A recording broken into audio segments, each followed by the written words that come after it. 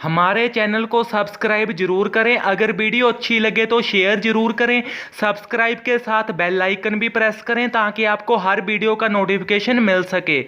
इस कहानी के सभी चरित्र काल्पनिक हैं, इनका किसी भी व्यक्ति से कोई संबंध नहीं है। ये शिक्षादायक कहानी है, कृपया जरूर सुने और शेयर कीजिए। चुड़ैल की कहानी। एक समय की बात है कि एक बरगद के पेड़ पर एक चुड़ैल रहती थी।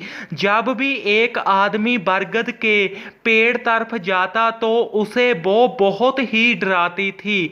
वो डरा हुआ था और उस तरफ वह कम ही जाने लग गया था।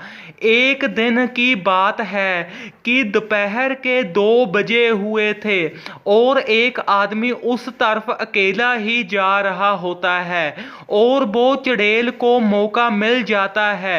वह उसको खूब डराती है और वो बंदा उसके सामने सुनसा ही हो जाता है, क्योंकि उसने ये सब कुछ ही पहली बार ही देखा होता है। और वह भागा भागा घर की ओर आने लगता है तो उसका वह चुड़ैल पीछा पूरे 500 मीटर नहीं छोड़ती। मगर जब वह चिल्लाता है कि भूत है तो सभी उसकी मदद करने के लिए बाहर आ जाते हैं। और जब वह उनको ये सब कुछ बताता है तो वह उसकी बात का यकीन ही नहीं करते कि ये तू क्या बोल रहा है। भूत नाम की तो कोई चीज होती ही नहीं है, ये तो सिर्फ हमारे मन का एक वहम है। लेकिन उसके साथ तो सच में ही ये कारा हुआ होता है। वो लोगों की बात को कैसे मान लेता कि भूत होता नहीं है, क्योंकि उसने तो अपनी आंखों के सामने ही कुछ समय पहले ही देखा होता है। तो जब वह नहीं हटता और कहीं ही जाता है तो लोग उसके साथ चलने के लिए हाँ कर देते हैं कि हम तेरे साथ चलते हैं, फिर दिखाना कि कौन सा भूत है। तो पहले तो वह डर जाता है और बोलता है कि मैं नहीं जाऊंगा, पर जब लोग उसे हौसला देते हैं कि हम भी तेरे साथ हैं तो वह मान जाता है और उनके साथ चल पड़ता है। तो कुछ समय में ही वह वहां सब पहुंच जाते हैं और जब उस बरगद के पेड़ के पास पहुंच जाते हैं तो उनके सामने कोई भी भूत आता ही नहीं है। तो वह हैरान सा हो जाता है कि जहां तो कुछ समय पहले एक चुड़ैल घूम रही थी जिसके पैर पूठे थे और वो मुझको बार बार डराई ही जा रही थी, लेकिन अब जहां पर कुछ भी नहीं है और लोग उसे बोलते हैं जहां पर तो कुछ भी नहीं है, तू पागल हो क्या गया है, अब पूरे गांव में से तेरे पर कोई भी यकीन ही नहीं करेगा। वह आपस में राय भी बना लेते हैं कि इसके तो दिमाग में फर्क है। अब अगर ये किसी को भी कोई भी बात बोले तो किसी ने भी इसके साथ तुरना नहीं है। वह आपस में सहमत भी हो जाते हैं और वहां से चले आते हैं। साथ में वह भी चला आता है। उसको बहुत डर लग रहा होता है। उसको ये समझ नहीं आ रहा होता कि पहले तो वह चुड़ैल थी और जब सभी लोग आए तो आई ही नहीं। तो वह यह भी मान लेता है कि शायद मुझको ही भुलेखा लग गया है। उसको मजबूरी में मानना ही पड़ता है, पर वो उसी का कोई भी भुलेखा होता नहीं है। वह असल में ही एक चुड़ैल होती है जो कि उसको अकेले में ही डरा रही होती है और इतना डराती है कमजोर दिल वाला बंदा तो उसके सांस ही छोड़ दे।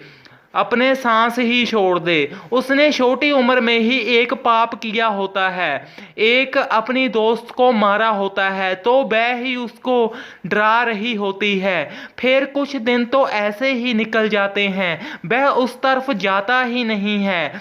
फिर एक दिन वह सोचता है कि अब तो बहुत सी देर हो गई है, क्यों ना एक भैये के साथ में खेत जा ही आऊं। तो वह दोनों वहां पर पहुंच जाते हैं और वह निकलती ही नहीं है, क्योंकि वह तो सिर्फ उसको अकेले को ही डराती है और टाइम आने पर मारना चाहती होती है, जैसे उसने किसी समय उसको मारा होता है। वह तो बस उससे अपना बदला लेना चाहती होती है। उतने को ही गेहूं की फसल पक गई होती है। वह रात को गेहूं की राखी करने अकेले ही चला जाता है, क्योंकि उसको अब तो कोई डर होता ही नहीं है, क्योंकि उसे पहले 2 बार कुछ भी नहीं होता है।